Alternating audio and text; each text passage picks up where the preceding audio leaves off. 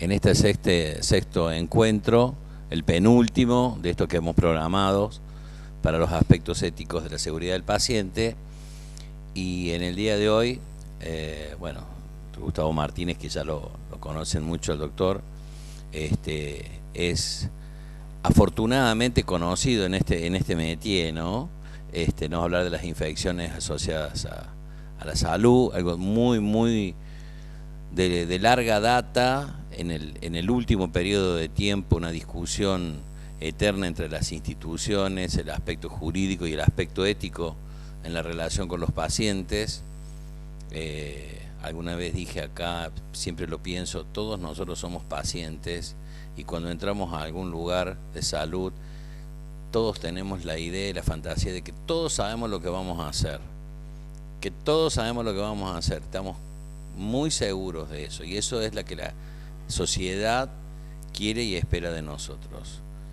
En este caso son aspectos ocultos porque no se ven, pero nosotros sí los vemos, los laboratorios los ven, los pacientes se complican, y es un aspecto un poco tortuoso donde la relación entre lo que tenemos que hacer, las cosas que tenemos a mano, que muy bien el doctor nos va a explicar, cómo nos ha ido acá en Córdoba en los últimos años con la adhesión a programas nacionales en los cuales muchas instituciones están sumadas, y después le vamos a preguntar cómo nos ha ido con respecto a eso. Todos los esfuerzos que nosotros podamos hacer en este aspecto son bienvenidos. Así que los dejo con el doctor Gustavo Martínez. Bueno, buenas tardes. Muchas gracias, doctor Pedetta, por la presentación y una introducción muy actual al tema de hoy. Vamos a tocar hoy tres temas: infecciones asociadas al cuidado de la salud, el funcionamiento de los comités que trabajan en este tema y el programa Vida, que es un programa de vigilancia de infecciones. Vamos a ver esos tres temas, están todos desarrollados en las mismas ponencias, así que en algún momento, si queremos hacer un descanso, cortamos donde me digan, no hay ningún problema, y lo podemos hacer dinámico también, interactivo, para que participen todos.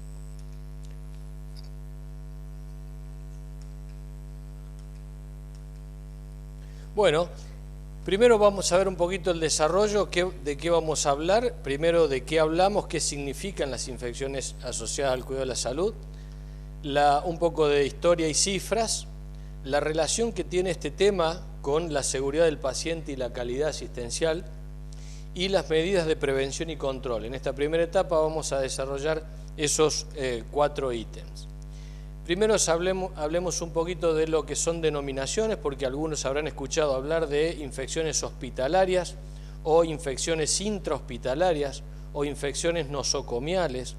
Después se acuñó el término IACS para nombrarlas como infecciones asociadas al cuidado de la salud, y hoy, recientemente, ya se está hablando de infecciones asociadas a la atención sanitaria. Esto tiene que ver un poco de cuáles fueron los campos de acción que se fueron desarrollando en este tema. Al principio era solo vigilancia de infecciones.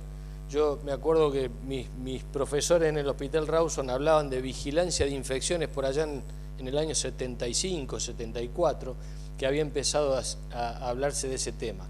Y solamente se trabajaba en epidemiología. Se contaban las infecciones que se desarrollaban o que se agravaban dentro del hospital. Luego se empezó a hablar de infecciones nosocomiales porque solamente comprendía a personas hospitalizadas. Más tarde se empezó a hablar de asociada al cuidado de la salud. ¿Por qué? Porque se podía dar una infección en una atención que no requiera internación, un procedimiento ambulatorio que contrae una infección asociada al cuidado de la salud. Entonces, de ahí ese término. Y hoy se habla de atención sanitaria de las personas, y ya en el contexto de este término que todos ustedes deben estar escuchando y cada vez más, de hablar de una salud como la salud de todo el sistema, no solo la salud de las personas, sino la salud del medio ambiente, la salud animal, la salud vegetal y demás, todo como una salud, porque ya, como vamos a ver en el desarrollo, hay muchos temas que están hermanados, emparentados y que tienen que estar presentes en este tipo de discusiones. Y PROA, que lo ven ahí como PROA, es Programa de Uso Adecuado de Antimicrobianos, y un término muy también de moda porque con la alta resistencia de las bacterias a los antimicrobianos es un problema vigente y muy grave, como ya lo vamos a ver en el desarrollo.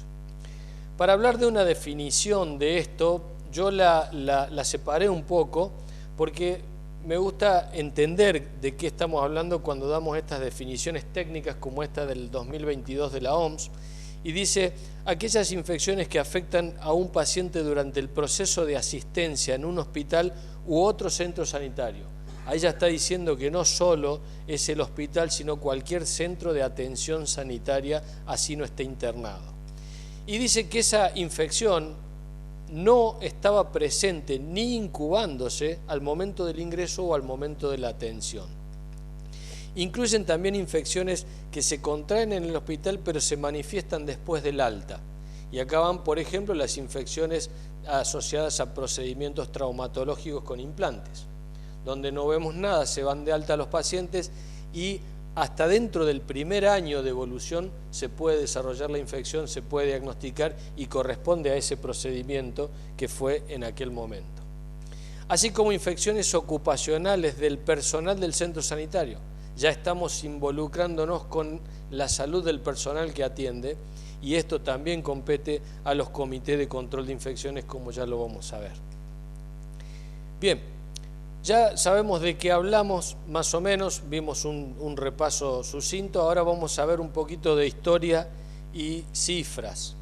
Fíjense que nos remontamos al año 1847, donde Semmelweis describió la fiebre puerperal. Todos ustedes deben haber escuchado hablar de esto, pero se instituye en ese momento que el lavado de manos, la higiene de manos, era una herramienta que podía salvar vidas, podía asegurar que las pacientes, en este caso obstétricas, no se mueran, no tengan fiebre puerperal. Pero eso no fue barato para él, le costó muchísimo. Fíjense lo que escribió este autor en 1950, que hizo un raconto de su vida, y fíjense que tuvo una controversia tremenda en lo que fue la frustración sufrida. ¿Por qué? Por tantos pacientes que vio morir sin saber por qué. Y después, porque sus colegas no podían entender que simples principios que él propuso eran para evitar muertes y servían.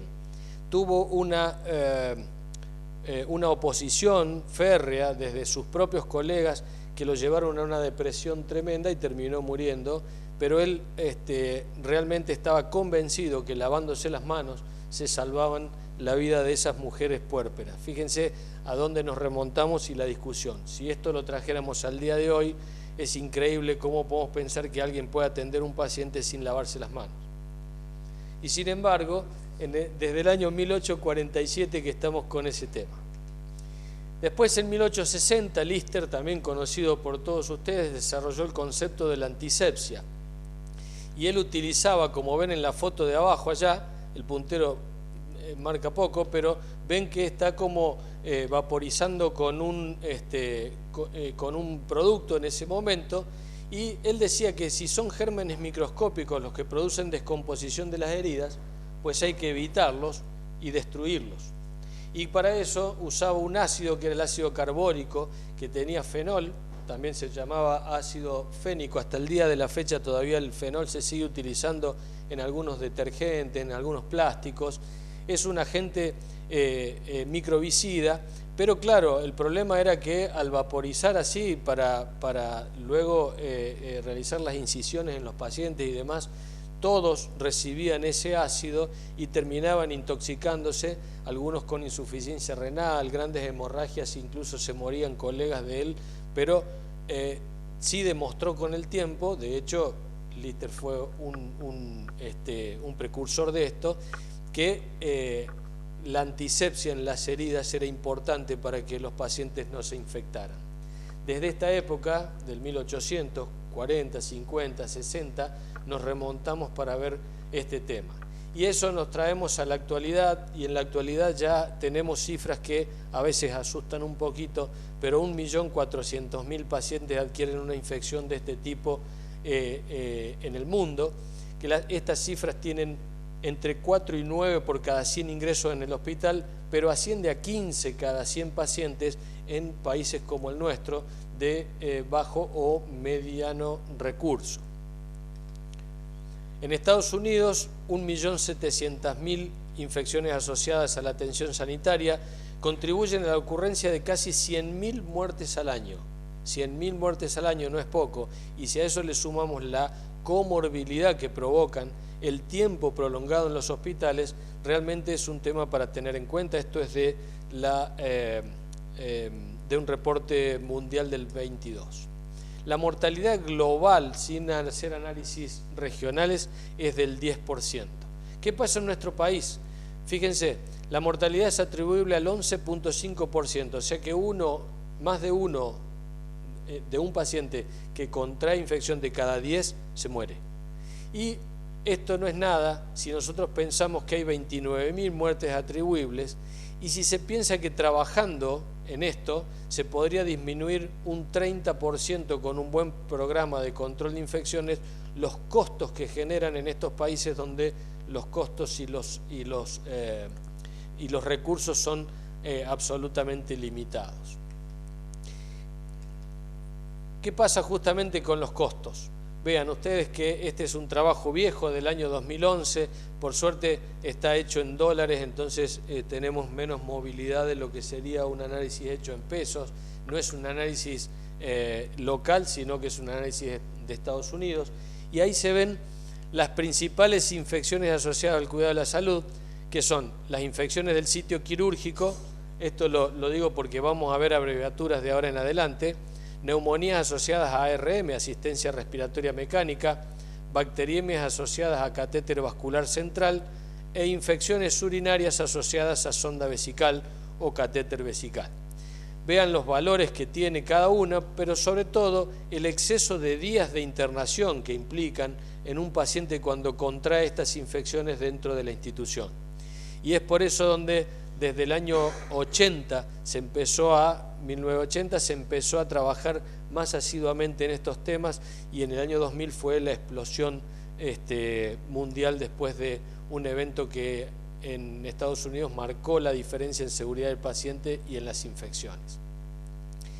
Fíjense, en Europa se hizo un estudio analizando 24 publicaciones referidas a esto, y los datos más relevantes son lo que significa en euros, y fíjense el último, los costos totales de la IACS fueron de 800 millones de euros a varios billones en Europa, y esto hace que hasta se involucre el Banco Mundial en este proyecto de controlar las infecciones asociadas al cuidado de la salud. Este estudio solamente lo traje por una sencilla razón, pinta más o menos lo mismo, es colombiano, del año 2015, está expresado en dólares, y sobre todo está bueno porque desglosa en qué se va el gasto en IACS. Y en IACS el gasto total se va en ayudas diagnósticas, en laboratorios, en antibióticos y en interconsultas. Pero cuando nosotros ponemos un énfasis en eso, nos damos cuenta que los infectólogos ganamos poco, somos muy baratos, porque es el valor más pobre de todo lo que se gasta en una infección asociada al cuidado de la salud. Las interconsultas siguen siendo el valor más económico. No obstante eso, las cifras en dólares no son fáciles ver trabajos latinoamericanos, y este fue publicado muy interesante porque lo puso en dólares y lo hace relevante cuando se lo lea.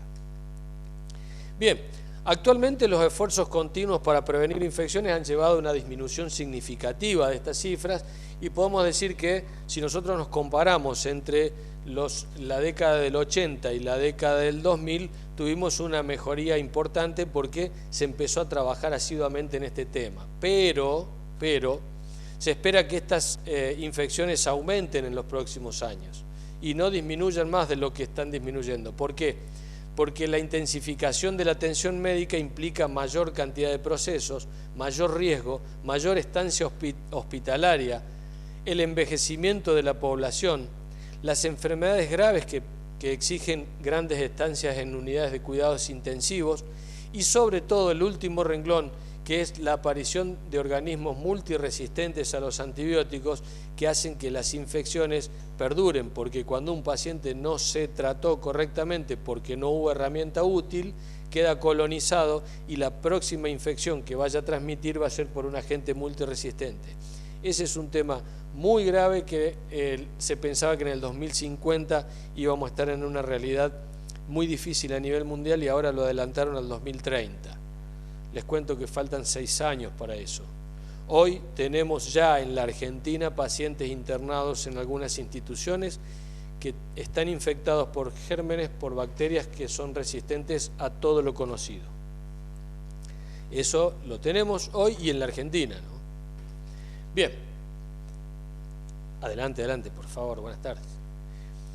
Bueno, siguiendo con el otro punto, ¿y qué relación tiene todo esto con seguridad del paciente y con calidad asistencial? Más o menos se imaginarán, pero yo lo traje en 2 cuadros. Primero, el planteo de evitar una IACS como estrategia de seguridad del paciente, porque si yo considero que es un evento adverso, que el paciente no lo tenía, que consultó por otro motivo, que entró al hospital y se pescó, adquirió, tuvo una infección asociada que no la fue a buscar.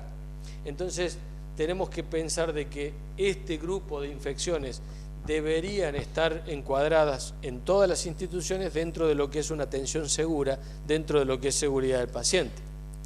Si a eso le sumamos conceptos como que la idea de que muchas infecciones son inevitables y algunas pueden ser prevenidas, esto cambió y hoy en día todas son potencialmente evitables. Aunque las IACS se podrán evitar, pero nunca erradicar. La tasa 0 se puede mantener de infecciones durante un periodo de tiempo o asociada a algunos procedimientos, pero no a todos ni permanentemente.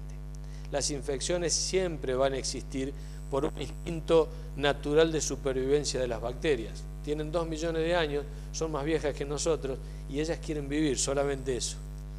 Bien, el trabajo sostenido en evitarlas colabora con una atención segura, como dijimos antes, y si consideramos un evento adverso cada una de las IACS, como bien me enseñó el doctor Maizul en tantos años de trabajo, de decir, las IACS son eventos adversos.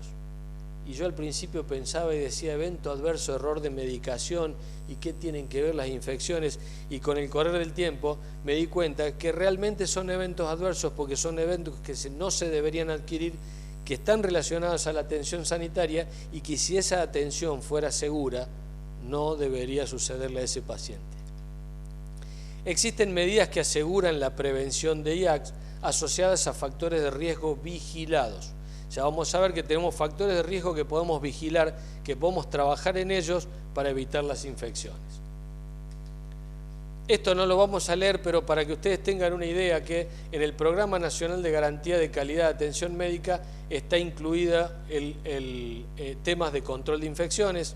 Obviamente que hay una ley, por ejemplo, de prevención y control de la resistencia de antimicrobianos y que dentro de Córdoba, por ejemplo, el convenio de firma Nación-Provincia, que fue en el 2011, y que hizo que hoy trabajemos en conjunto en un programa de vigilancia entre lo que es la jurisdicción Córdoba y lo que es Nación, y ya lo vamos a ver más adelante en algunos detalles. ¿Cuáles son las medidas de prevención y control de las IACS? Las medidas de prevención y control de las IACS están atravesadas por 2 tipos de factores para contraerlas. Uno son endógenos, que son inmodificables, como la edad, la patología existente o preexistente del paciente que vamos a tratar, las enfermedades predisponentes o el estado nutricional del paciente. Y otros que son factores exógenos. En este caso tenemos una cirugía, un catéter urinario, un catéter central o la asistencia respiratoria mecánica. Es importante hacer esta disquisición porque sobre los primeros factores no vamos a poder hacer nada, pero sí vamos a poder trabajar mucho sobre los segundos. ¿Y de qué forma vamos a trabajar? Vamos a trabajar a través de procedimientos estandarizados de atención o como hoy se le llama procedimientos operativos estandarizados, los famosos POE. ¿Y POE qué significa? Que si nosotros tenemos una atención estandarizada, más acá, ahí está. Si tenemos una atención estandarizada en cuanto a procesos, vamos a ganar en calidad y seguramente vamos a cometer menos errores. y si tenemos una normativa vigente y no cometemos errores, no se producen las infecciones. Así que indirectamente estamos trabajando claramente en esto. Ahora fíjense que la calidad de atención requiere aspectos como adecuada prevención, tratamiento basado en evidencias, y de esto se tratan los POE, aplicado en el momento adecuado, siempre, eliminar o reducir daños primarios y secundarios, respetar la autonomía y los derechos y sobre todo establecer una relación costo-beneficio razonable, sustentable y justa, porque de nada sirve que utilicemos todos los recursos en un corto periodo de tiempo, mal utilizados, y después no lo podamos sostener. Por ejemplo, un ejemplo de esto es, yo tengo 4 enfermeras en una terapia intensiva en el horario de la mañana, tengo 2 a la tarde y 1 sola a la noche. De esa forma estoy mal utilizando los recursos y seguramente no voy a tener atención. Y es un servicio que no cierra de noche y que trabaja las 24 horas del mismo modo. Por lo tanto, todo lo bueno que se hizo a la mañana fue tambaleando a la tarde y se terminó de destruir a la noche. Esos pacientes se van a infectar y después nos preguntamos, ¿por qué será si los procesos están, pero no se pueden cumplir con una sola persona si ven 4 a la mañana? Bien, un ejemplo, ¿no? Paquetes de medida o bundle, habrán escuchado 1000 veces los que están en hospitales decir, no, nos trajeron el bundle, el paquete de medida, están controlando los bundles. Bueno, se basa en una serie de medidas que deben ser de generación local, que se difunden de manera correcta siempre a todo el personal para que lo conozca, que se debe cumplir en la totalidad de los procesos, que ninguna puede obviarse y que deben ser evaluados en cuanto al cumplimiento, porque yo puedo tener las mejores medidas, ahí vemos un ejemplo, paquete de medidas para prevenir infecciones relacionadas a catéter venoso central.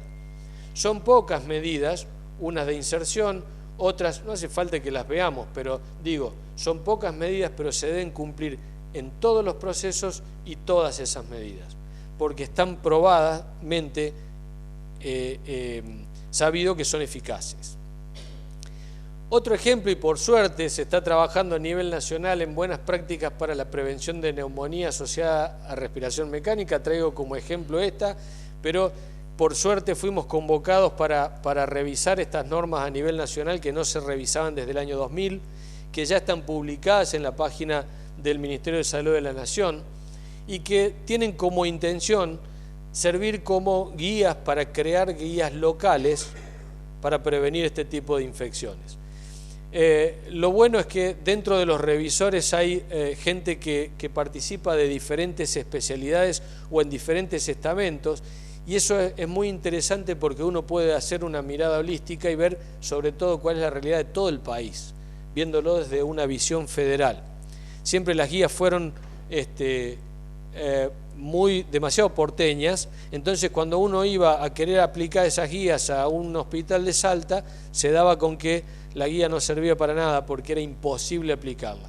En este caso, gracias a una ayuda importante de entidades internacionales, y fíjense en lo que yo les decía de una salud, donde participan agricultura y ganadería, donde hay una visión mucho más completa de la salud, y esa es la tendencia mundial y a eso aspiran en esta revisión. Hay un dato que también es muy interesante porque esto se empezó a trabajar con el gobierno anterior y se sigue trabajando con este gobierno, y de eso se habla en lo que son las políticas públicas sanitarias sustentables. Si nosotros vamos a romper todo lo que se hizo y vamos a empezar a trabajar, cada 4 años vamos a estar haciendo todo nuevo y no vamos a llegar a nada. Esto se empezó con el gobierno anterior, la doctora Laura Barcelona sigue a cargo de la CONACRA con este gobierno, así que eso está muy bueno porque le da sustentabilidad a este proyecto que no es un dato menor. Bien, esto es el ejemplo de lo que se publicó, fíjense lo que significa un paquete de medidas o bundle, higiene de manos, capacitación del personal y las otras medidas, en este caso para prevenir infecciones asociadas a asistencia respiratoria mecánica. Ahora bien, estas 7 medidas de abajo y las 2 de arriba se deben cumplir en todos los procesos, en toda la atención, en todos los pacientes y en todo momento, porque si no esto no tiene ningún impacto. Si una de las medidas no se aplica, no sirve. Bien, dijimos que un tema era infecciones asociadas al cuidado de la salud, el segundo tema es funcionamiento de los comités. ¿Por qué? Porque se pensó en un momento que había que tener una comisión que trabaje para contener estas infecciones. Se le dio el término de comité, son muchos términos políticos o militares. Se habla de vigilancia, se habla de comité, se habla de políticas de uso adecuado, se habla de todo eso y tiene que ver con la forma de trabajar que tienen estas comisiones. Son comisiones que están integradas no por 3 médicos, 4 médicos, 5 médicos, en este caso se la integran una enfermera en control de infecciones, una bacterióloga o bacteriólogo, enfermera o enfermero y una médica o médico especialista en control de infecciones. Ese es el grupo núcleo que se necesita para trabajar en esto. Obviamente que después se pueden sumar más actores a ese tema. Y fíjense que si se piensa que es un componente esencial de la seguridad del paciente, hay que trabajar en esto. Si suma la calidad asistencial, también. Si reduce costos operativos en gestión privada y pública, obviamente. Y si mejora sustancialmente la oferta en la gestión pública. Cada vez que yo doy un alta temprana en la gestión pública, porque el paciente no se infectó y porque anduvo bien, estoy teniendo una cama más para ofrecer a otro paciente, ¿sí? En la gestión privada quizá lo tomo como que estoy bajando costos y tengo la posibilidad de que venga otro paciente con otra obra social a esa cama. En la gestión pública tengo mayor oferta y eso hace a la calidad asistencial. Es un claro ejemplo de trabajo en equipo con un objetivo en común el comité de infecciones, porque cada uno aporta lo suyo para un bien general y global. Obviamente que tiene que tener una coordinación, pero esa coordinación es bastante horizontal en cuanto a las decisiones, porque si ustedes lo ven en los hospitales, por ahí la ESI, que es la enfermera en control de infecciones, es la principal visible en estas acciones, y sin embargo a lo mejor el coordinador es el infectólogo. Bien, ahora ¿qué sucede? Generalmente en las gerencias de salud, en las instituciones privadas o inclusive en las públicas, nos damos cuenta que aumentaron los consumos de antibióticos, que los costos están altísimos y eso es una alarma. Entonces, ¿qué empezamos a ver?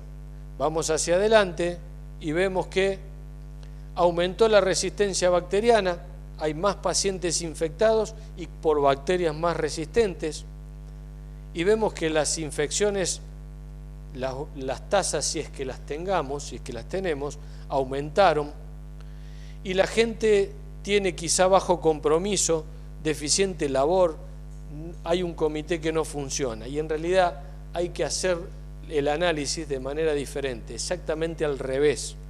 Hay que trabajar desde la gestión institucional, invirtiendo en un comité, teniéndolo activo y de calidad. ¿Para qué? Para que tengan ganas de trabajar, para que bajen las infecciones, para que baje la resistencia y para que disminuyan los costos. Pero si nosotros esperamos que nos aumenten los costos como gerentes de salud, vamos a llegar tarde.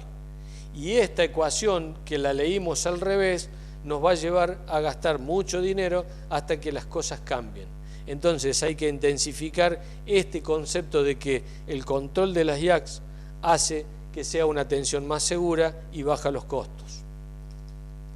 Bien, ¿y dónde ubicamos a ese comité de control de infecciones? ¿Dónde está? Porque después aparece la orgánica hospitalaria o la división de funciones dentro de una clínica privada y decimos, ¿y el comité a quién pertenece? ¿A clínica médica, a cirugía, a enfermería, al laboratorio, a la conducción, a la dirección?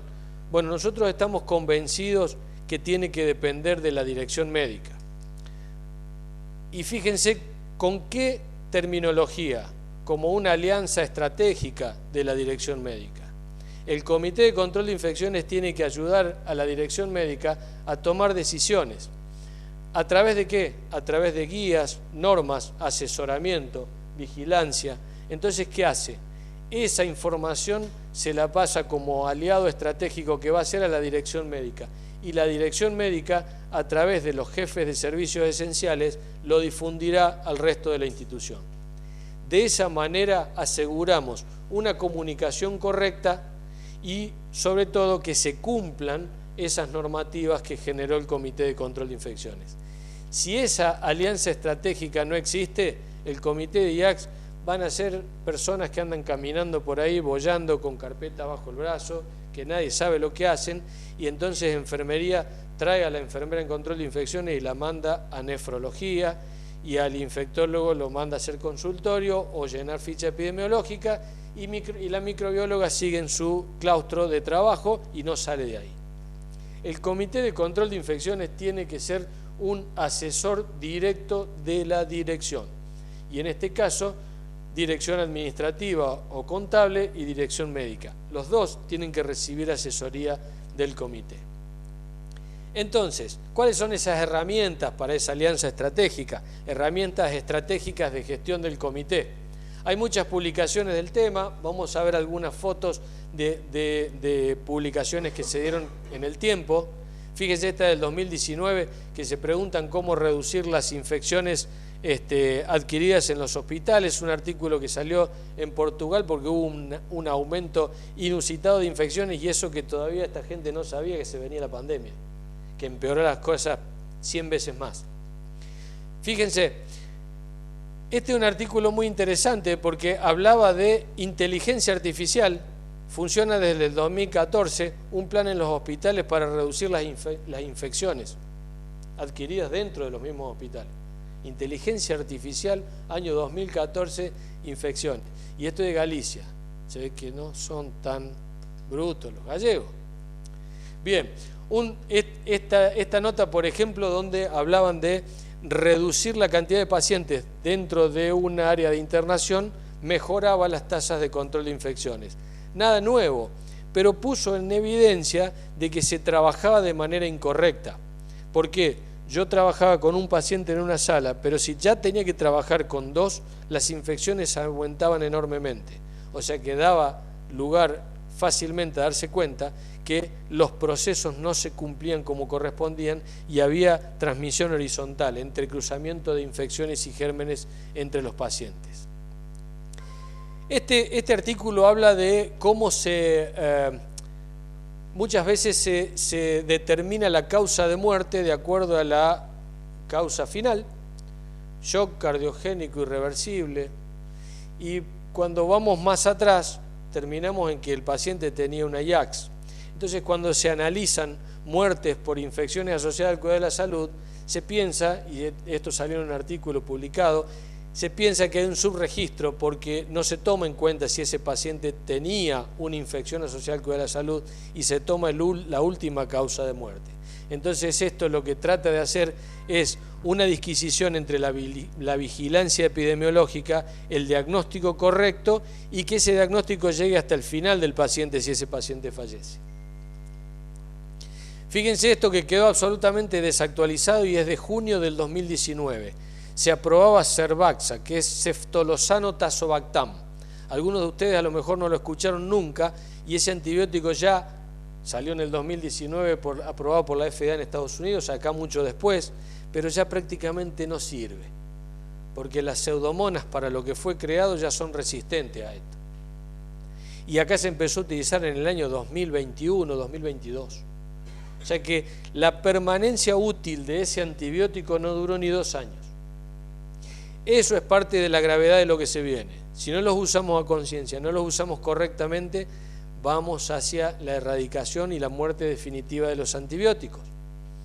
Y mientras en medicina humana los dosificamos en miligramos, en la industria veterinaria, por ejemplo, o alimentaria animal, se dosifica en kilos. Entonces hay que ver toda la utilización de antimicrobianos, y eso es la visión que está haciendo el Banco Mundial, la ONU y demás, para ver si vamos a tener herramientas para curarnos en el 2030. Bien, ¿cuál es el marco legal para trabajar herramientas en control de infecciones? Y esto lo vamos a pasar rápidamente, pero fíjense que el Programa Nacional de Control de Infecciones apareció en la década del 80, en el 83, y fue presentado por COFESA. Existe ADESI, que es la Asociación de Enfermeros en Control de Infecciones en la Argentina, que engloba la acción de todas las enfermeras en control de infecciones. Por cierto, trabaja muy bien y las guías son excelentes. Hay una federación internacional, por lógica.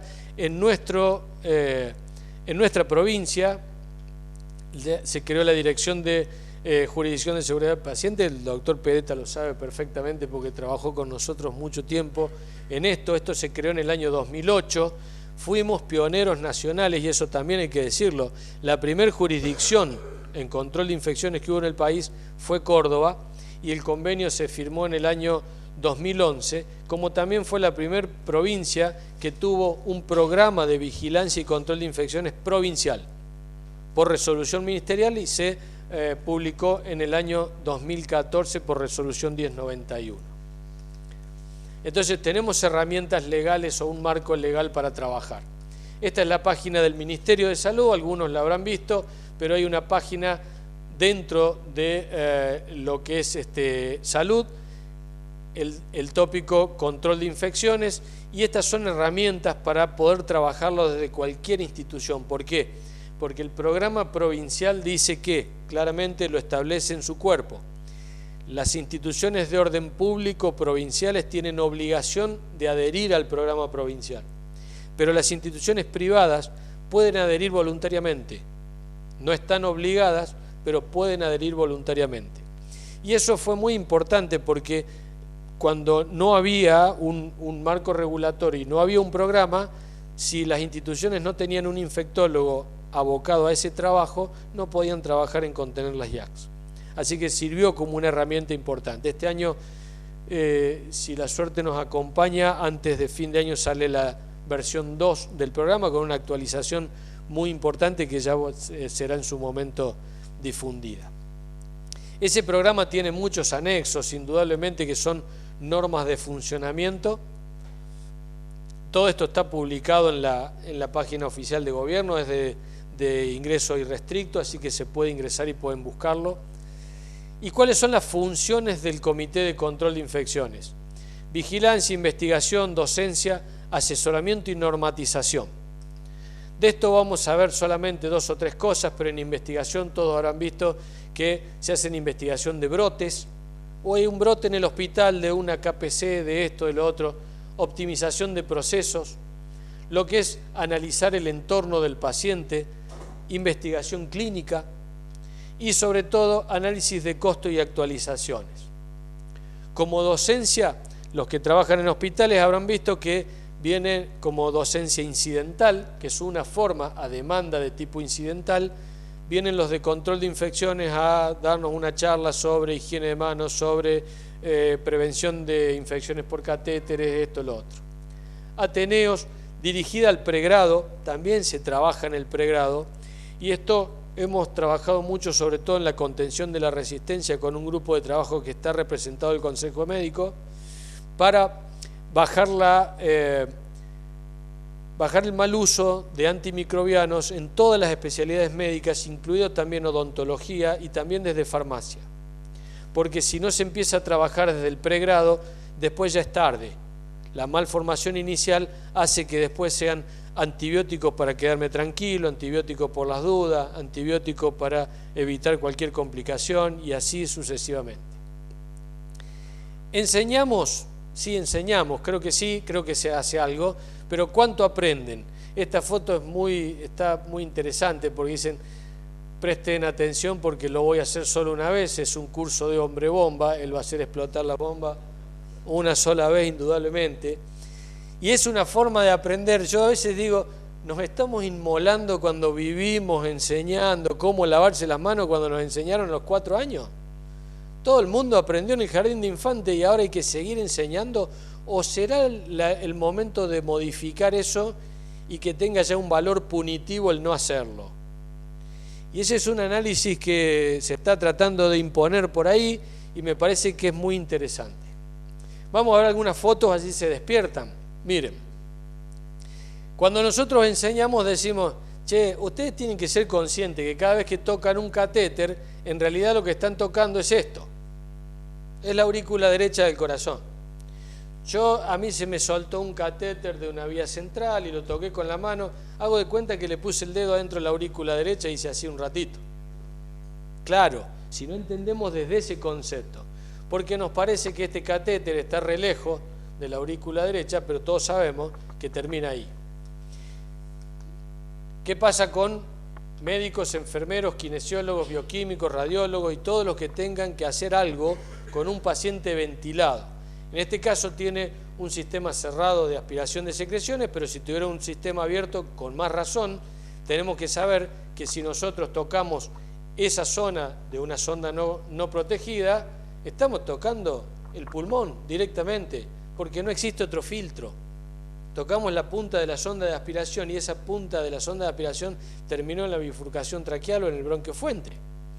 Entonces, desde ahí tenemos que empezar a capacitar a nuestro personal para que entienda por qué las medidas tienen que ser aplicadas en todo momento y en todos los pacientes.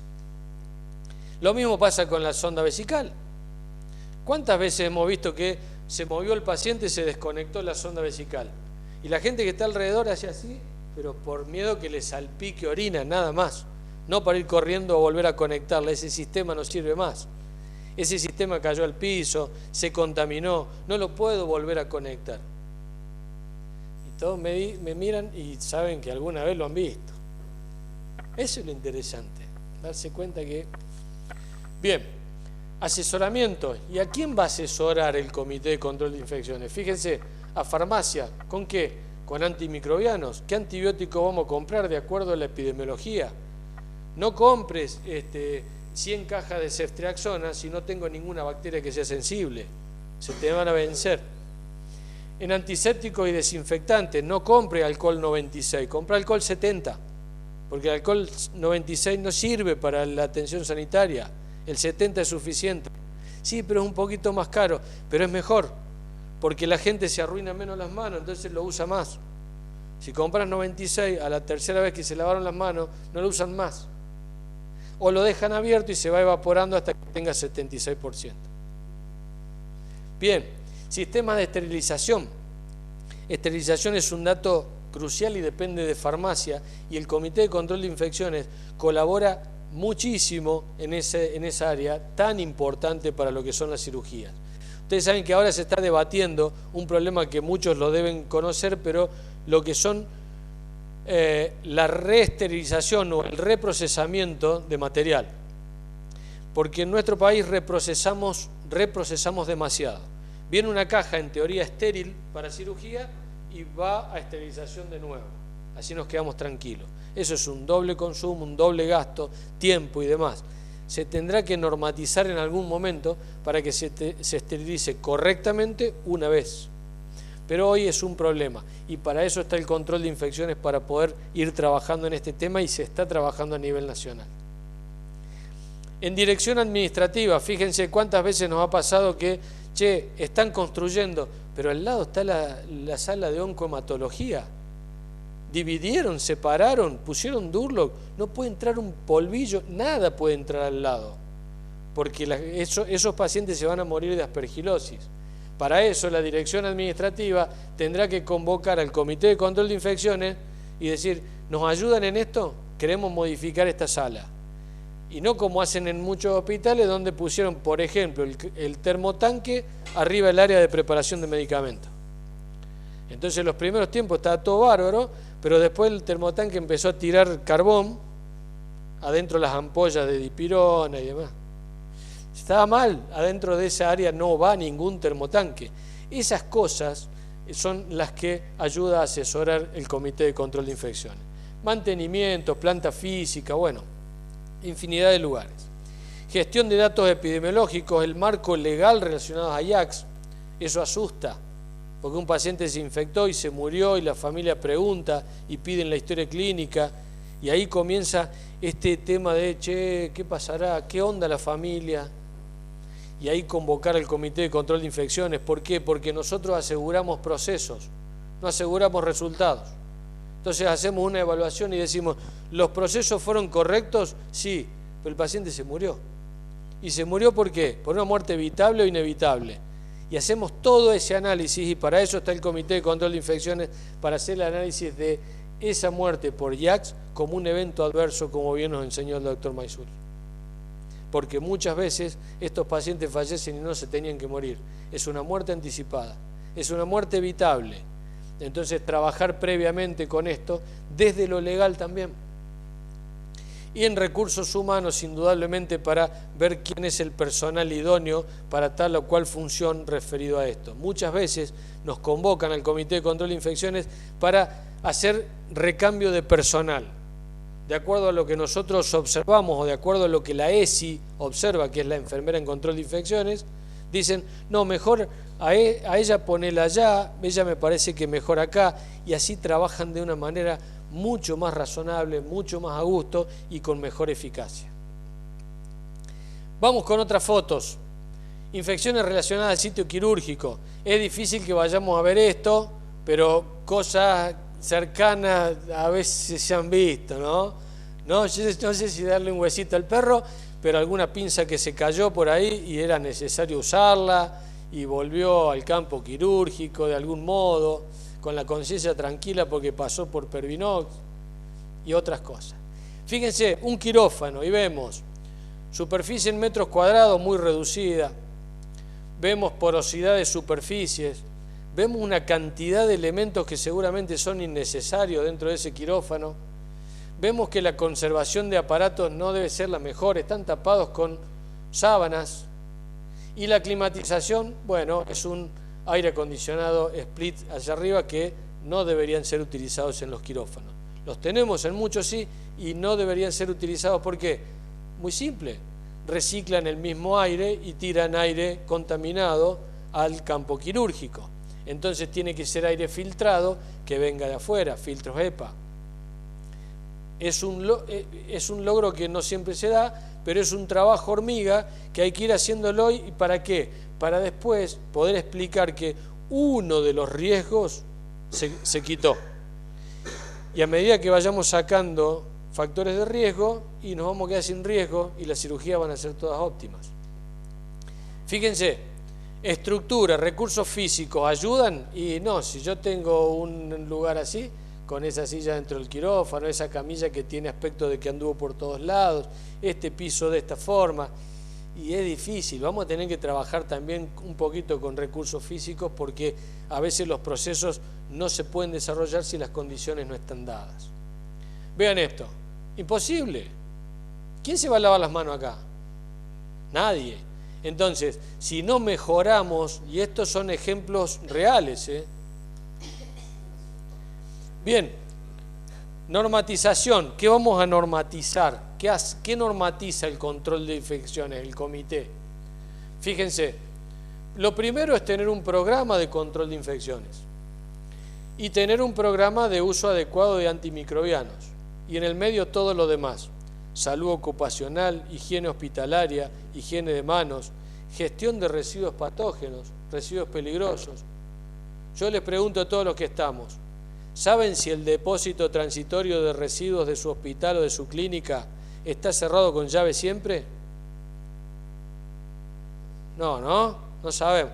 ¿Y si alguien viene y tira una bolsa con un miembro, con un feto adentro de ese depósito? ¿Quién es responsable? La institución esa. Fíjense qué detalle mínimo que en la diaria nadie se puso a observar eso. El Comité de Control de Infecciones lo sabe. Y tiene que trabajar en eso, porque es gestión de residuo patógeno. El generador del residuo patógeno tiene que asegurar que su depósito tenga lo que generó, no cualquier cosa. ¿Sí? Prevención, bueno, todas las normas de prevención. Y en prevención, fíjense, infecciones primarias de la sangre, ARM, catéteres quirúrgicos, sitio quirúrgico y todo lo demás. Estas guías de prevención, estas normas en todas las instituciones no se discuten.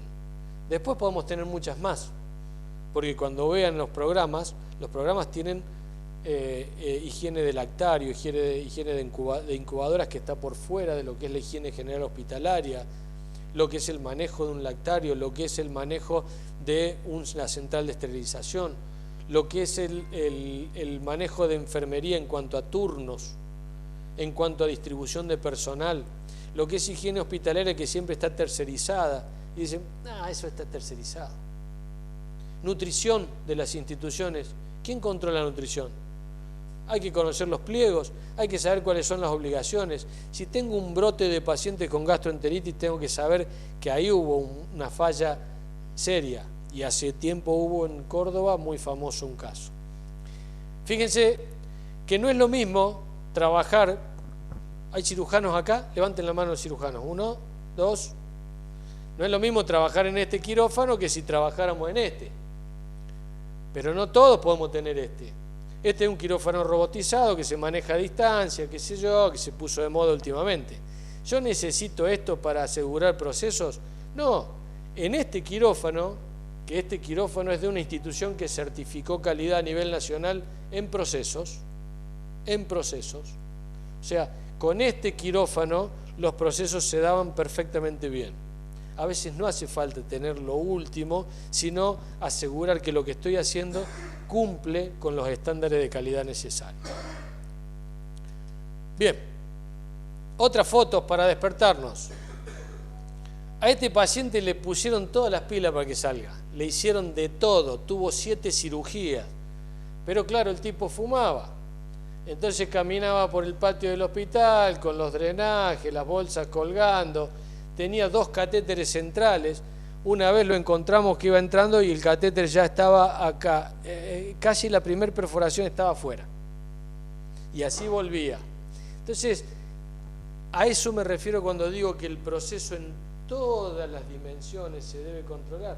Porque el esfuerzo que le pusieron para hacerlo mejor en control de proceso de este paciente y después en el prealta hace una hemorragia en el patio y se muere.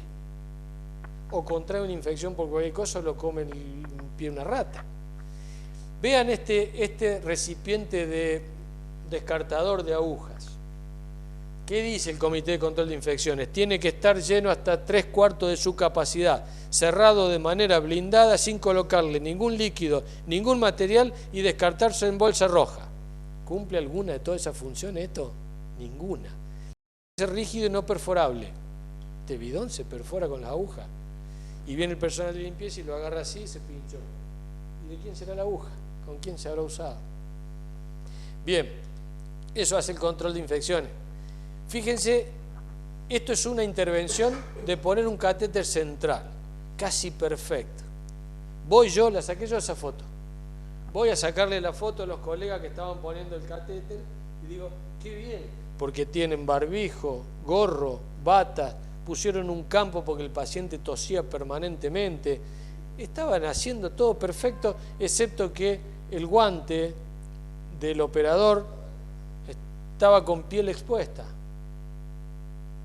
Mínimo error, pero esas cosas que en la diaria hay que observarlas porque ese proceso no se llevó a cabo con la calidad que correspondía, solo por un detalle. Esto es un apósitos que se ven pegados y en realidad pegados al inicio, después ya se le empieza a poner cinta porque se despegan y otra cinta y se despegaron atrás y empieza a volver sangre y sale sangre por pericatéter y ya el control de ese proceso ya no. Ese catéter, ese apósito debería haberse cambiado, debería haberse revisado la curación y si el catéter no hacía falta que estuviera, hay que evaluarlo diariamente y ni bien se puede retirar, se remueve. ¿Cuántas veces habrán visto esto? Un trocar clavado en el colchón, porque la enfermera estaba canalizando y tenía el capuchón en la boca, el trocar al costado, la sangre que le venía y tenía que agarrar todo él y el trocar al pinchado el colchón. Y se fue la enfermera y se olvidó. Y después va al Comité de Control de Infección y lo encuentra. Bueno, fíjense qué le diríamos a este jefe de esta terapia intensiva. Podés tener la mejor máquina de hemodiálisis, hermano, pero no podés trabajar así. Esa distancia entre cama y cama. En cualquier momento conecta una manguera de un paciente al otro. Es un espanto. Pero lo vemos y lo terminamos naturalizando. ¿Por qué? Porque se fueron acercando las camas porque dijeron, vamos a sumar una cama más a esta terapia. Y se van acercando y terminan así, separadas por una telita así de sábana. ¿sí? Entonces, el Comité de Control de Infecciones, asesorando a la dirección, tiene que ir y decirle, mirá maestro, vos vas a tener un lío mayúsculo si seguís trabajando de este modo. Las infecciones te van a llevar puesto y vas a gastar una enormidad de plata, porque estos 2 pacientes que te salen un montón de plata por día, se van a infectar 10 veces y te va a salir 100 veces más. Esto es un ejemplo de algo que está bien, no le encontramos ningún error haciendo una vía central. Esto está correcto, sí, porque tiene la fecha en que fue puesta esa canalización, cosa que las enfermeras lo aprendieron el primer día que fueron a la Cruz Roja, pero después lo dejan de hacer. Ese control de procesos es lo que hace la ESI y va viendo y va vigilando. Y de paso la ESI termina viendo la identificación del paciente, que el Comité de Seguridad está un poco rengo en ese aspecto, entonces ya va colaborando y ya se van sumando y se van unificando funciones de ambos comités. Vigilancia, lo dejé para el final porque vigilancia empalma con el último tema y ya los dejo ir a descansar viernes a la noche. Pero vean qué interesante. Cuando antes de la pandemia el Comité de Control de Infecciones dedicaba 50% de su tiempo a vigilancia, 5% a investigación, 20% a docencia, 5% a asesoramiento y 20% a normatización, más o menos según algunas estadísticas nacionales que en algunos talleres hemos visto. ¿Qué pasó en pandemia? Se modificó totalmente, no se vigiló prácticamente nada. Las infecciones aumentaron exponencialmente por la complejidad de los pacientes. ¿Se acuerdan que había que darlos vuelta, había que pronarlos? Al principio las terapias intensivas estaban detonadas. 25, 30, 100 camas de terapia intensiva. Era una cosa de locos. Entonces eso modificó totalmente la actividad del comité. Y el comité pasó a tener 50% de docencia porque había que contarle a todo el mundo cómo era la bioseguridad y cómo había que ponerse el guante sin tocar al otro y 2 barbijos, 3 barbijos y el último barbijo por atrás de la escafandra y cuando estaban todos vestidos decían, y ahora desvestite. No sabíamos ni cómo era. Bueno, la mayoría de las veces eran errores, pero el 50% del tiempo se dedicaba a eso. Investigación el 30% porque ves que sabe que era el COVID y todos investigamos eso. 10% de asesoramiento de las direcciones para que tengan alguna idea de algo. No se normatizaba prácticamente nada porque los cambios eran diarios. Yo me acuerdo que teníamos un grupo de COVID de todas las instituciones privadas de Córdoba que hacíamos un Zoom semanal. Y a los 7 días, lo que habíamos hablado el miércoles anterior, estaba totalmente desactualizado. O sea que fue, por lo menos en lo que a mí me tocó vivir como médico, llevo 30 años, fue la dinámica más importante que hubo en la historia desde que yo soy médico. Los cambios fueron terribles. Y eso que tuvimos muchos cambios con el HIV y con un montón de otras infecciones. Pero esto fue... Bien. La vigilancia es una herramienta muy importante. Esto hubo que revertirlo después de la pandemia, indudablemente. Entonces, nosotros contamos, por suerte, en el país, con un programa que se llama Programa Vida. Programa Vida porque significa Vigilancia de Infecciones Hospitalarias de Argentina. Quedó con el término viejo, quedó el nombre, ¿sí? Después a Vida se le dio también como nombre al Programa Nacional de Control de Infecciones. Si hoy ustedes lo googlean, lo buscan, depende de Annelies Malbrán. Y el programa Vida fue creado en el año 2004 a través de nuestro amigo Guillermo Loza, gran amigo y maestro, uno de mis maestros, el ingeniero Roberto Giordano Lerena, que era un ingeniero en sistemas, hoy es decano de la Universidad FASTA de Mar del Plata, y él le propuso a la ingeniera Laura Fernández, la ingeniera Lodi y la ingeniera Díaz, que hagan un programa para ver si podíamos vigilar las infecciones asociadas al cuidado de la salud. Un programa, en ese momento, estamos hablando del año 2004, se entregaba el primer programa en unos CD y ese CD se autodestruía. O sea, les llegaba el CD cuando cumplía todos los requisitos para el programa, lo instalaba en una computadora y cuando lo quería instalar en otro lado no andaba más, no servía más. Eso era así es como nació. Y crearon el programa Vida. dependiendo siempre del Instituto Nacional de Epidemiología y de ANLIS Malbrán. Actualmente hay 150 instituciones del país que reportan a este programa de vigilancia. Muchas son de Córdoba, ya lo vamos a ver. Cuenta con algunos subprogramas, que no los vamos a ver, pero sí el último lo vamos a ver un poquito al final. Hoy el equipo que trabaja en Programa Vida está dirigido por la doctora Irene Pagano, que es la directora del INE. Laura Fernández sigue como ingeniera a cargo del sistema, Roberto Giordano también, y se han agregado algunas especialidades que para nosotros son fundamentales. Por ejemplo, Federico Grosso, que es el encargado de comunicación. Cuando yo voy a implementar un programa informático de una masividad enorme como es esto, si no tengo una comunicación correcta, voy condenado al fracaso. Porque un programa puede ser excelente, pero si no lo alimento correctamente no sirve para nada. Perdón, que esto sigue sonando. Bien. También tenemos la suerte de participar como asesores nacionales, y este grupo de asesores es muy interesante porque hay enfermeros en control de infecciones, hay bioquímicos, infectólogos somos muchos, muchas enfermeras en control de infecciones, y se hacen grupos de trabajo de asesoría para mejoría permanente de este programa que son muy interesantes. Así es como surgió la última actualización de este programa, que es el programa virtual. Ya directamente desde un celular en cualquier lugar del país se puede ingresar al programa y se pueden cargar datos. ¿Qué analiza este programa? ¿Qué le cargamos a este programa? Utilización de procedimientos, cuántos respiradores, qué porcentaje de respiradores uso yo en mi institución, qué porcentaje de pacientes con catéter central tengo en un periodo determinado de tiempo. Eso me lo analiza todo el programa, solo. Yo cargo los datos y el programa al final me analiza todo. Tasa de infecciones asociadas a procedimientos día, microorganismos, mortalidad, todo me analiza. Bien. Este es el último reporte del año 2023, del año pasado. Siempre los reportes son a año vencido, obviamente. Esta es la página inicial del programa, si uno inicia sesión, si es usuario. En nuestro caso, vamos a ver la página de la jurisdicción Córdoba. Fíjense que en este momento, reportando el programa Vida, hay 33 instituciones en Córdoba, en la provincia de Córdoba.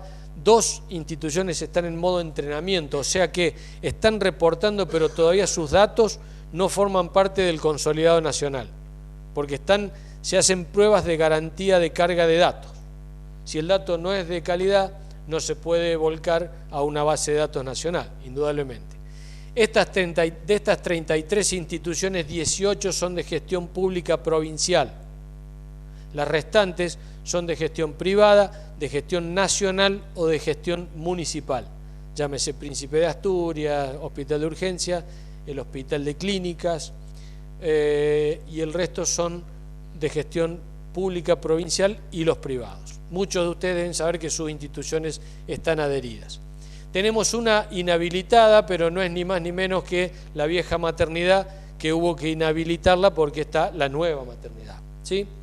Y 3 instituciones fueron dadas de baja por retraso en carga de datos. Si yo no alimento el sistema permanentemente, el gran Guillermo Loza decía, vigilancia epidemiológica es información para la acción.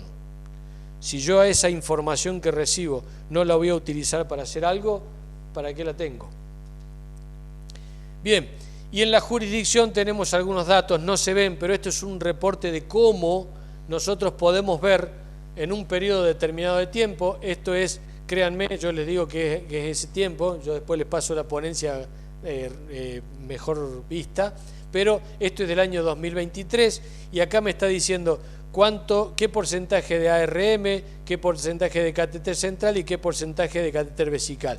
Y estas son las infecciones. Por lejos, el principal problema en la Argentina son las infecciones asociadas a asistencia respiratoria mecánica, neumonías asociadas al respirador. Diferente análisis tienen las infecciones quirúrgicas.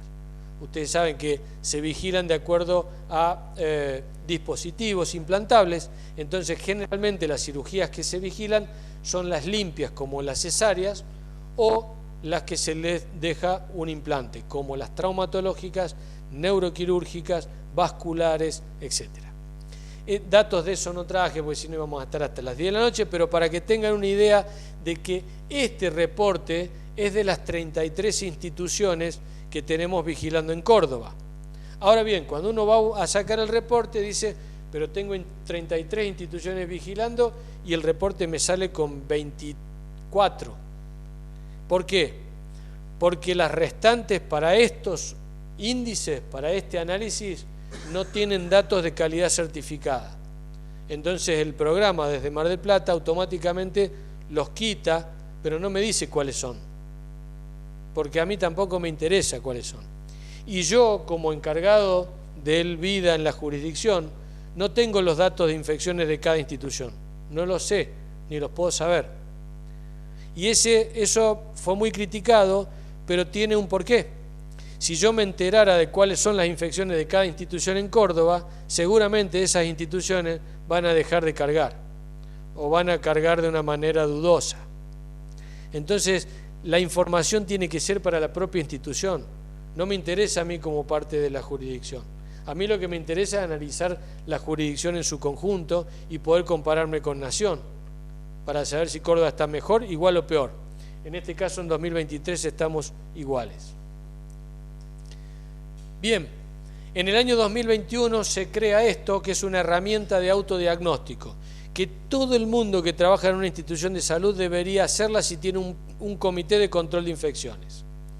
¿Qué es una herramienta diagnóstica? Es una herramienta donde yo analizo ciertos indicadores y después, de acuerdo al puntaje que le puse a esos indicadores, me va a dar un gráfico radar.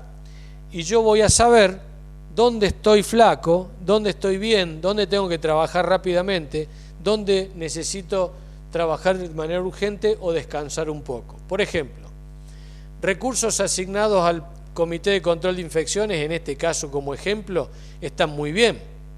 Entonces ya está, con los recursos que les dimos vamos a descansar un poquito, pero vamos a tener que trabajar en ambiente hospitalario, vamos a tener que trabajar en salud del personal, porque evidentemente esto es la parte más flaca que tengo.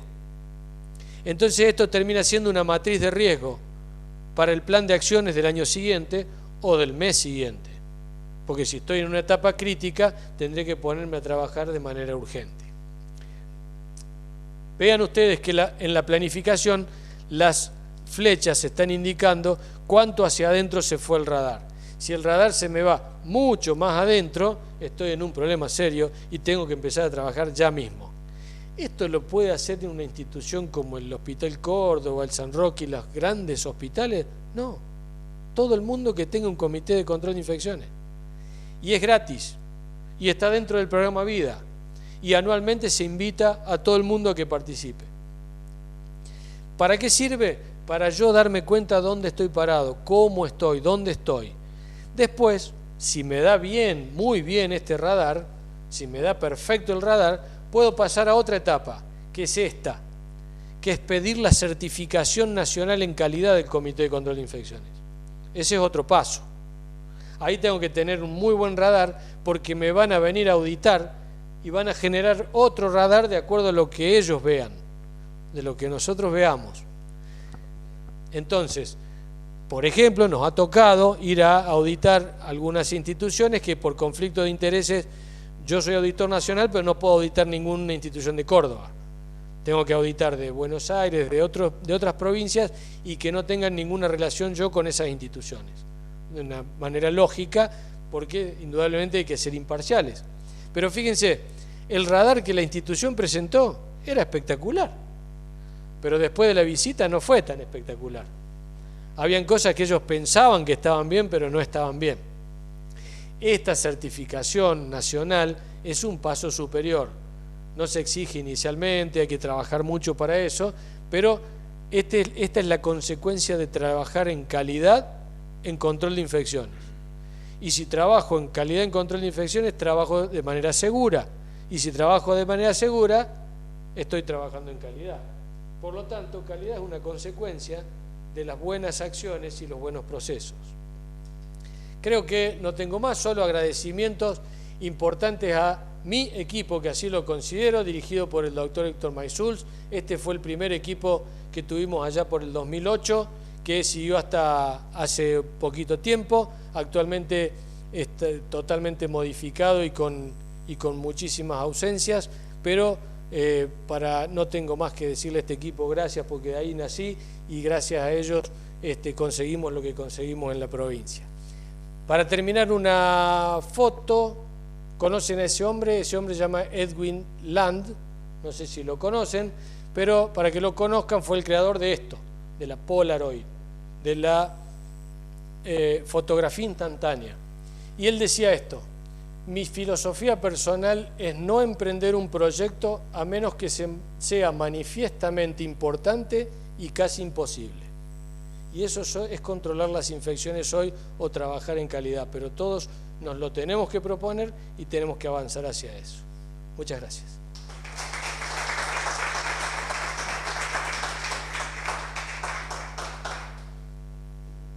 Bueno, abrimos un capítulo de preguntas. Si alguien tiene alguna duda, algo que aportar. Sí, doctor. Primero, felicitarte por la exposición. Siempre, independiente de los años, siempre se aprende permanentemente o se recuerdan cosas que por ahí han quedado con poco sustento. Así que te felicito, muy lindo. Gracias. Es preocupante que sigue siendo, desde 1800 hasta esta época, el lavado de manos como una de las principales causas de infecciones asociadas al cuidado de salud. Y vemos cuando lo vamos a auditorear y hacemos los controles periódicos, que se mejora, pero después vuelve a caer. Entonces, buscamos la posibilidad de los premios y castigos, que vos lo mencionaste. Es complejo hablar de castigo, es más fácil hablar de premios, y los premios pueden ser de un simple certificado hasta darle la posibilidad de algunos días en el hospital, que le gusta mucho a los médicos que le den un día aparte, o de hacer algo con alguna empresa farmacéutica para un congreso, etcétera.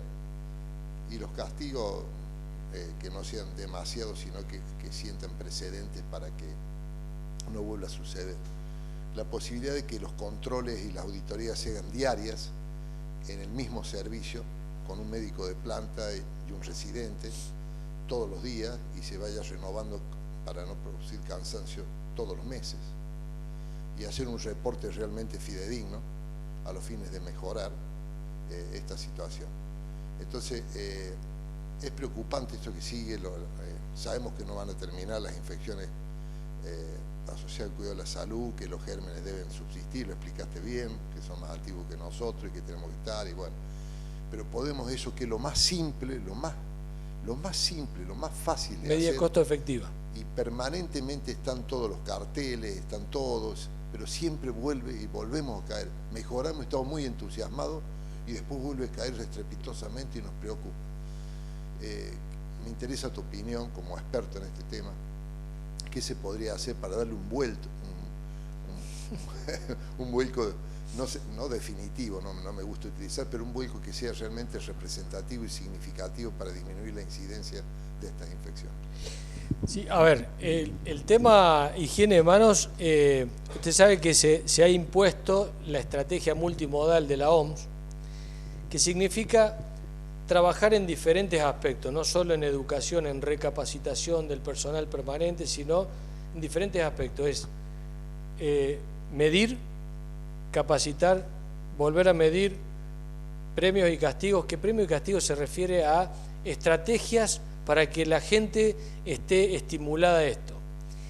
Y sin embargo, en las instituciones del mundo donde, por ejemplo, el doctor Didier Pitet, que es un pionero y un precursor de las estrategias de higiene de mano en el mundo, vino el año pasado a dar una conferencia acá en Argentina y estuvo en el Hospital Austral en Pilar, y fue muy interesante porque él dijo: cuando nosotros tuvimos un año de bacteriemia cero, gracias a la medida de higiene de mano en cumplimiento del 99% en todos los servicios durante un año, dice, en realidad hubo una trampa, dice, porque hubo cierta presión para que eso suceda. Y la presión fue que en las áreas de higiene de manos ponían cámaras y la gente sabía que las cámaras estaban. Entonces, siempre se tiene que apelar a alguna metodología, que algunos son innovadores. Hay servicios, hace poco estuvimos auditando un hospital en la provincia de Neuquén, y ellos habían optado por la estrategia de desayunos para todo el servicio una vez por semana durante un mes, si en el análisis de higiene de mano habían dado el mejor puntaje. Y resulta que cuando llevaron esa metodología como una forma de ver a ver qué sucedía, y se dieron cuenta de que mientras cumplieron con la promesa de darles el desayuno con medialunas y café con leche para todo el servicio, el nivel de aceptación o de cumplimiento de los momentos y de la técnica era superior al 85%. Hasta que en un momento dijeron, che, no tenemos más recursos, tenemos que pagar del bolsillo todos los desayunos, le llevamos café con leche y no le llevamos media luna. Bajó un poquito. Cuando dejaron de llevar café con leche, 30% algunos de las especialidades de ese servicio en cumplimiento de oportunidades y técnicas. 30%. Y hay servicios de neonatología en el país que tienen algunos estudios con el 45% de eficacia. Servicio de neonatología. O sea, a mí me cuesta creer que esa persona pueda introducir las manos dentro de una incubadora sin pensar que no se la haya lavado. Bueno, y que adentro hay una persona viva de 600 gramos. Es tremendo. Entonces, ¿cuál es el límite? ¿Hasta cuándo tenemos que seguir con esto de enseñamos, capacitamos, recapacitamos, vemos, medimos, probamos, incentivamos? ¿O habrá que cambiar la metodología? Es difícil la pregunta suya.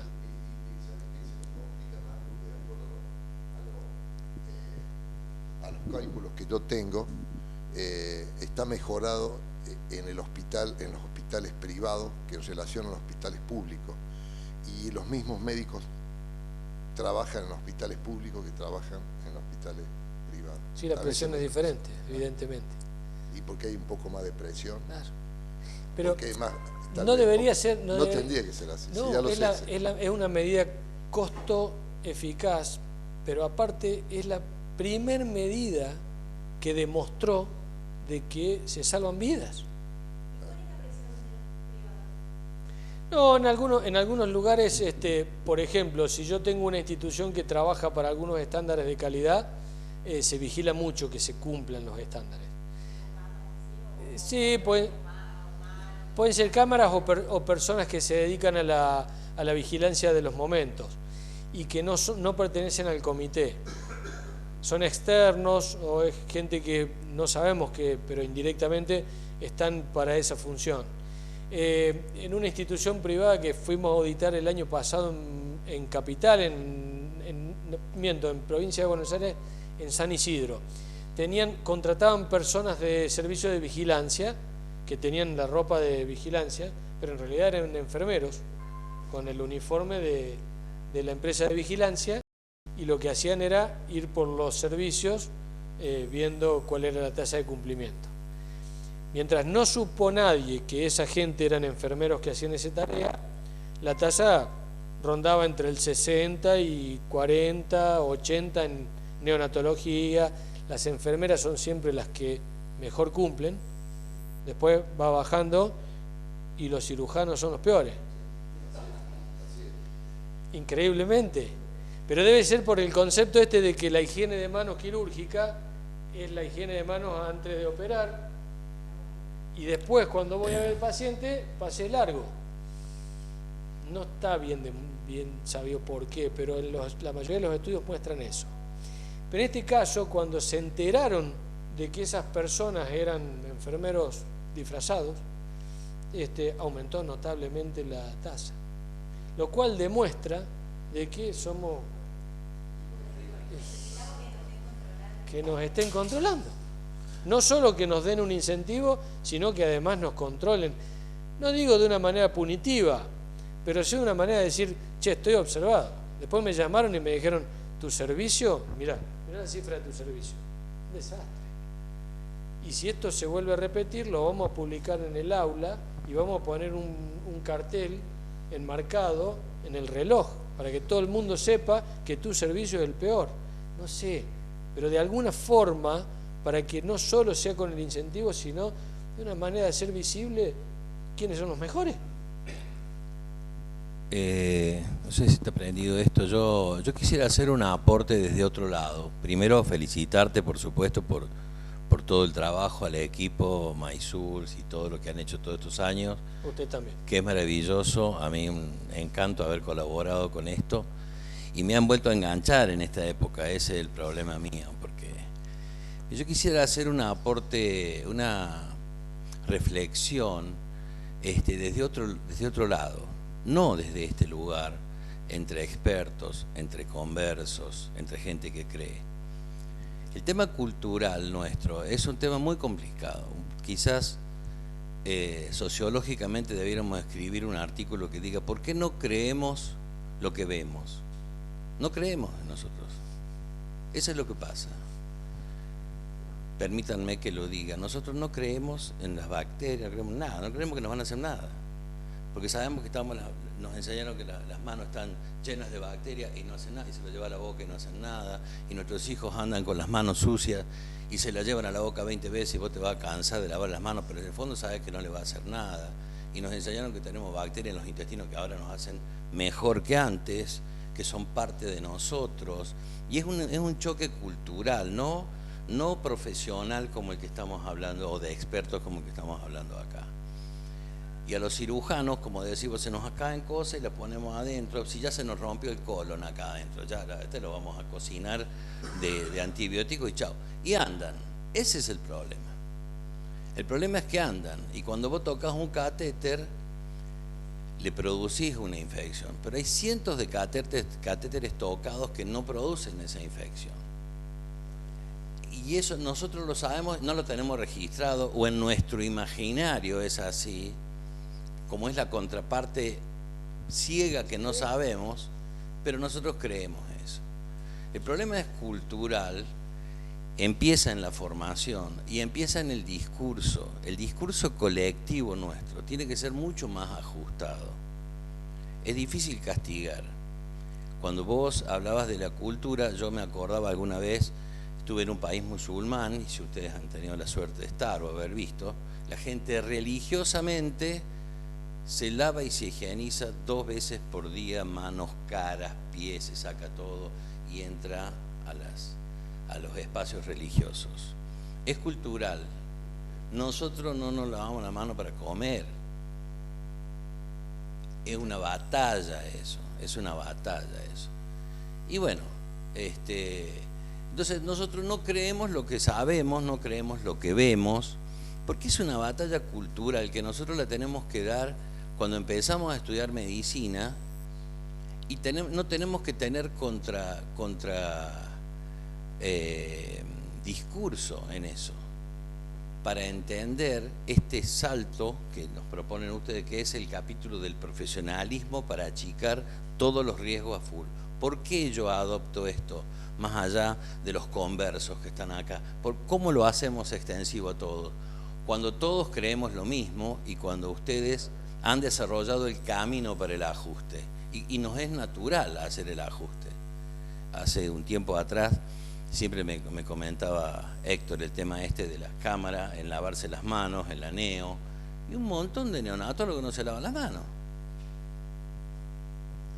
Con gente vulnerable, por supuesto, los chiquitos son todos vulnerables y vos los tocas, se infectan y andan. Viene la mamá, le da un beso. Los besos son llenos de gérmenes, pero todos somos felices iguales, ¿viste? Es una cultura complicada la nuestra. Permítaseme esta digresión cultural que no tiene que ver con este espacio de de afinado de qué es lo que hay que hacer adentro de las instituciones. Al interior de las instituciones después choca la cultura global con lo que hay que hacer adentro, con lo que está bien. ¿Por qué no creemos en nada de lo que sabemos y lo que vemos? No lo sé, me parece que bueno, es un tiempo de la posverdad, es un tiempo difícil para empezar a creer. Igual, perdón, en las instituciones donde hay un control más estricto, fíjese que hay una institución, hay varias, pero hay una institución puntualmente que viene con tasas extremadamente bajas desde hace años y se le han hecho 3 o 4 auditorías porque hay que ver si es que realmente las tasas son tan bajas o si no se reportan, no se cargan, y sí, realmente las tasas son bajas. Y uno de los ejes fundamentales es el control, porque es una institución de salud que depende de una entidad religiosa, casi sectaria, que tiene una administración absolutamente vertical y que hay unos controles estrictos de funcionamiento dentro de la institución. Algunos dicen, bueno, pero también tiene pacientes cautivos o los mismos pacientes permanentemente y no tiene, claro, culturalmente son lo mismo, piensan del mismo modo, se controlan unos a otros y además no vienen pacientes de otros lugares con otras infecciones o con otros gérmenes que pueden haber entrecruzamiento. Sí, eso es cierto, pero el traumatólogo trabaja en esa institución y también trabaja en otra. En otra tiene un 2% de tasa de infecciones y en esta tiene 0,05. Y el mismo traumatólogo. Entonces, es cierto que culturalmente los cambios culturales, siempre lo dijo el jefe, son los más difíciles y son los que más se tarda, pero siempre hay que poner el esfuerzo en una pequeña mejora. Y las medidas que están absolutamente probadas, uno cree que a esta altura no hay por qué discutirlas, hay que llevarlas a cabo. Pero es cierto y se entiende lo que dice usted porque culturalmente es así. Y si uno se sienta en un parque a ver la gente que se sienta a comer y obviamente nadie se lavó las manos. Y en un restaurante pasa lo mismo. Gustavo, y yo entro y empiezo a mirar a dónde está el alcohol en gel. ¿Me permites? Sí, doctor. Es muy difícil en la Argentina debido a que culturalmente somos anómicos. Uno dice, ¿qué es esto de la anomia? Es el desapego a la norma. Peleamos por una ley, está y se combate hasta que finalmente sale aprobado, sale la ley y al día siguiente somos los campeones en la violación de la ley. Esto es digo, que no es solamente de la Argentina, es de muchos países latinos y algunos extienden el tema cultural en que los países latinos necesitan la ley como el ordenador. No existe el comportamiento intuitivo. No así los países anglosajones, hay una diferencia. Los anglosajones, primero culturalmente son determinadas cuestiones, digamos, adoptan determinados valores y la ley viene al final. No es, la ley para ellos no es el ordenador, es como el punto final. Son intuitivos, tienen una conducta intuitiva. En cambio nosotros somos contraintuitivos.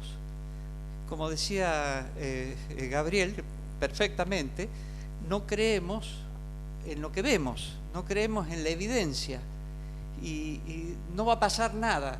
Esta es una expresión que está en muchos artículos, que siempre, no, hacerlo de esta manera, no va a pasar nada. Entonces, con lo cual, el combate es mucho más difícil. Sí, claro. Con lo cual, las herramientas son más complejas. Esta última herramienta que vos pusiste ahí en el mapa, eso es tomado del ingeniero, del doctor Holnagel. ¿Se acuerdan? Eric Holnagel, que es el que diseñó todos digamos, los puntos donde se trabaja bien en un hospital. No pensar en el evento adverso. Pensar en todos los puntos que uno debe trabajar bien. Ahora, en un sistema complejo como es el sistema hospitalario, digamos, instalar un sistema cultural, bueno, cuesta mucho, pero es de arriba para abajo, no hay manera, no hay otra, no se puede dejar librado al azar, es de arriba para abajo, desde el director. ¿Quién es responsable de las infecciones hospitalarias? El director. ¿Quién es el responsable de las infecciones en un servicio? El jefe de servicio. Y hay que asumir las responsabilidades. Digo, para eso nos pagan. Primero, es cierto, es importante lo que dijiste, Gabriel, lo que dice Héctor, y que pues, no creemos. Yo lo veo permanentemente cuando uno va, un simple ejemplo. Yo creo que hay que seguir insistiendo en esto y seguir capacitándose. Yo me acuerdo que hace 10 años, cuando por primera vez, aproximadamente, el doctor Maizur nos llegó al Hospital Código y nos trajo todo esto revolucionario que no entendíamos nada y no sabía realmente para qué servía, y no le damos la importancia que tenía, y confieso que no creía, que es un poco lo que estás diciendo vos, Gabriel, en lo cual ahora soy un pionero de eso a mis estudiantes, que yo, siendo profesor titular, doy práctico. Lo primero que tienen que saber cuando voy al práctico es si tienen la pulsera. Apenas el que entre, empiezan con 0 y llegan a 10. Doctora, que no tiene pulsera, mire, la enfermera no se lavó las manos, mire, puso un catéter y no está, mire, el cirujano está curando un pie diabético, no se puso los guantes, y por ahí yo estoy distraído. Pero eso me desestructuró, lo cambió. Los primeros pasos le agradezco, Héctor, en el cual ahora me apasiona esto, quiero aprender más y quiero hacer los aportes que puedo dentro de mis limitaciones, y lo sigo viendo por donde vamos a hacer una extracción de sangre, tanto en la parte privada como en nuestro hospital. Le hablaba con la jefa de laboratorio ahí en los líderes de seguridad, que ponen la ligadura, marcan la vena correspondiente en el brazo, la tocan, ponen el desinfectante y vuelven a tocar y clavan. Y eso lo veo en el privado, que me voy a sacar y me atiendo ahí en el privado, que tiene ya un commission y todo, y los paro y le digo, a mí no me sacás, sino marcamela si querés, te doy la lapicera, te doy, marcamela, no me lo toques más. Ya lo pasé en el hospital a eso para que lo transmitan a bioquímica. Ya le dije a los estudiantes, bueno, una manera de cambiar estas disertaciones, estos comentarios, estos contenidos, estos diálogos que hacemos entre todos, sirven y nos van, porque yo cambié, a mí me desestructuró, costó mucho. Mire que estoy hablando de días, me costó mucho. Yo te diré que en los 3 o 4 últimos años cambiamos, y cuesta cambiar, pero coincide todo. El radar que marcaste vos, para que se nos afloja cada rato. Claro, cada herramienta merece un desafío, y cada institución, porque después está eso. Cada institución tiene su lógica, tiene su cultura, tiene su gente. Las personas son diferentes, piensan diferente, los niveles socioeconómicos o culturales también son diferentes, pero en las medidas que no tienen ya discusión, y deberíamos ser coherentes a esta altura. Eso ya no sería motivo de controversias. Sin embargo, las hay. No debiera, por eso, obviamente. Exacto. Que no debiera, nadie tiene un contradiscurso científico a esto. Por eso tiré el tema cultural aquí, porque no hay nada discutible acá. Este es el crecimiento metodológico y científico apropiado hacia donde tenemos que ir. Pero bueno, la resistencia tiene que ver con la cultura de profesionales universitarios expuestos a riesgos. Todos somos pacientes también, así que a todos nos acuestan un día y nos sacan sangre después de tocarnos con el dedo, nos pasan un montón de cosas. Y el buen título que tiene este encuentro, que es Aspectos éticos de la seguridad del paciente, va mucho más allá de nuestras propuestas de los salarios, de si hay cosas o no hay cosas. Bueno, los catéteres, eso de los cuellos que están sucios, nadie los quiere ir a limpiar, mandamos al residente primer año que no lo sabe hacer. Y los responsables somos los más jefes, ¿no? Ahora que ya somos grandes y somos jefes. Vea, Doc, que hay una La semana pasada fue el Congreso Nacional de Infectología y se presentó un estudio mundial sobre resistencia microbiana a los antimicrobianos, a los antibióticos. Y dentro de los países del mundo con mayores tasas de resistencia está la Argentina, la India, Bangladesh y 2 o 3 lugares más. Entonces, en una mesa de café entre colegas decíamos, che, hay que analizar cuál es el factor, por qué Argentina, culturalmente muy diferente a lo mejor al resto de esos países asiáticos, algunos, ¿dónde estará? ¿Estarán porque acá se usan los antibióticos indiscriminadamente? ¿Será porque acá hay más infecciones? ¿Será porque acá, no sé, hace más calor?